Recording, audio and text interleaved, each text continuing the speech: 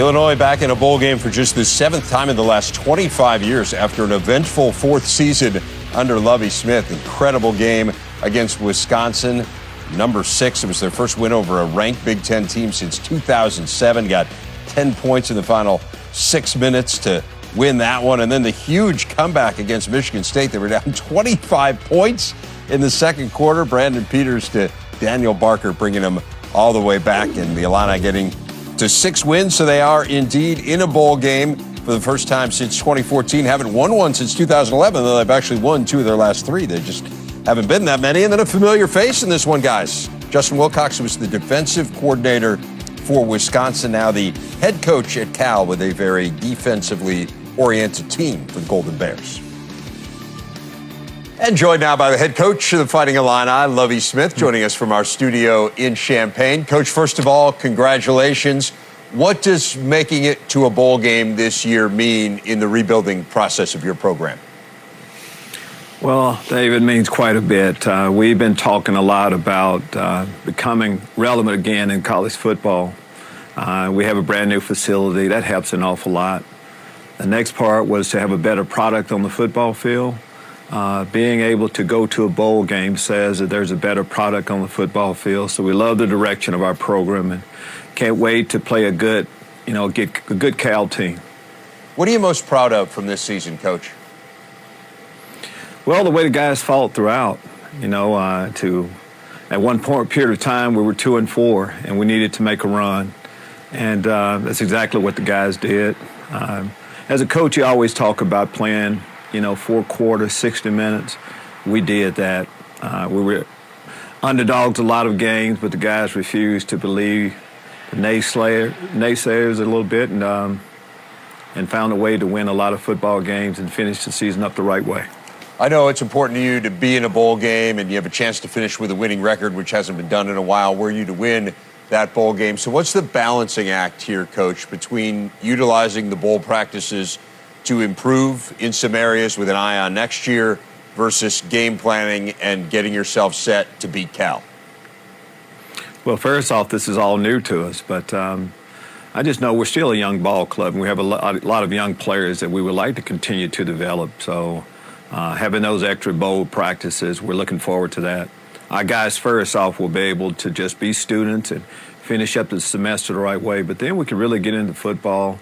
We have a lot of players that weren't able to play, some that transferred weren't able to play this year. We'll be able to really hit them and just finish up the right way. But the goal now is to get that 7th win and put the best football team we possibly can on the football field when we play Cal. How do you build on this success this year? What's the next step now for you guys after kind of checking this off your list and getting yourselves into the postseason? Well, continued growth. I mean, it wasn't, a 4-year plan, a 3-year plan, whatever. We wanted to make improvements each year. And we have a system in place now that we really believe in. And we're just going to continue to try to get every player a little bit better. As a coaching staff, we'll tweak some of the things that we've done, but we believe in the process that we've been going through here. And the process should lead us to the best football team we've had. We've been working for this upcoming team. The 2020 version of Illinois football should be our best, and we're excited about that.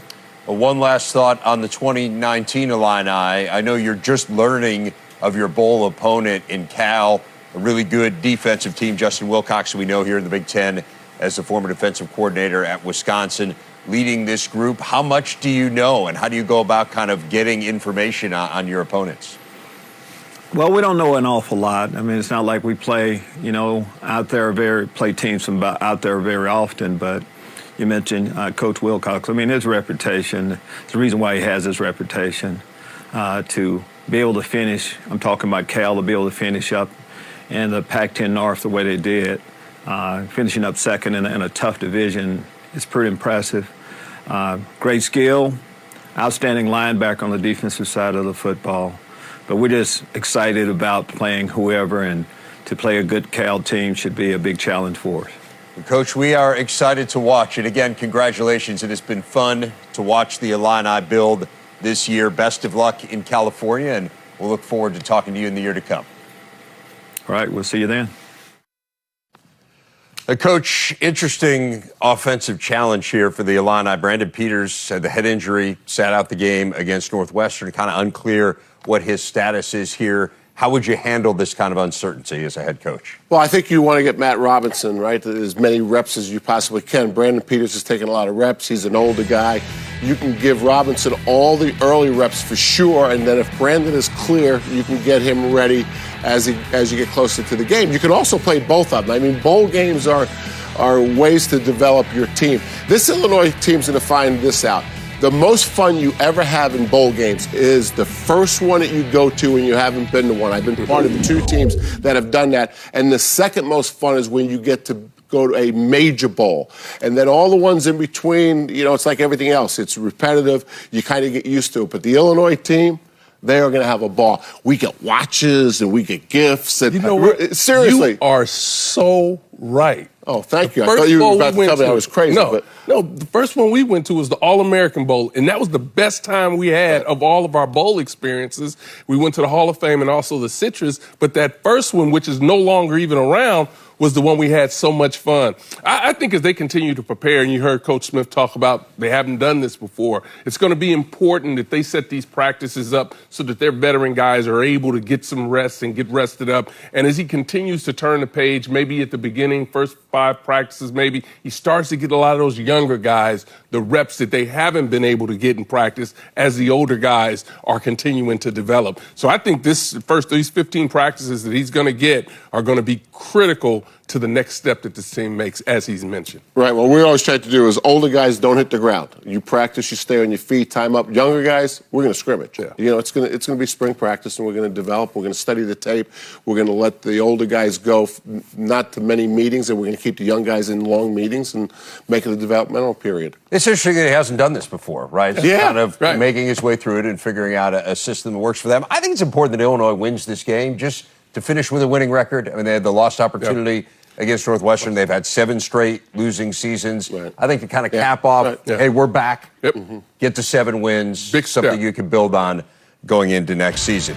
You see that matchup, it is one of 3 for the Big Ten against the Pac-12 in bowl games, 3 against the SEC, and 2 against the ACC, including, of course, the one that gets the most focus, the big showdown between Ohio State and Clemson in the college football playoff. Let's get more from the Buckeyes and Katie Witham.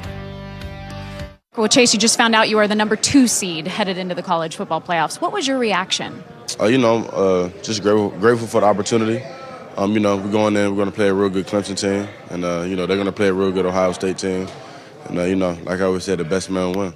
It had to be Clemson, right? Again, it had to be Clemson. What have you seen from them so far this season? What are your impressions of this matchup? Powerful offense, great quarterback, great running back.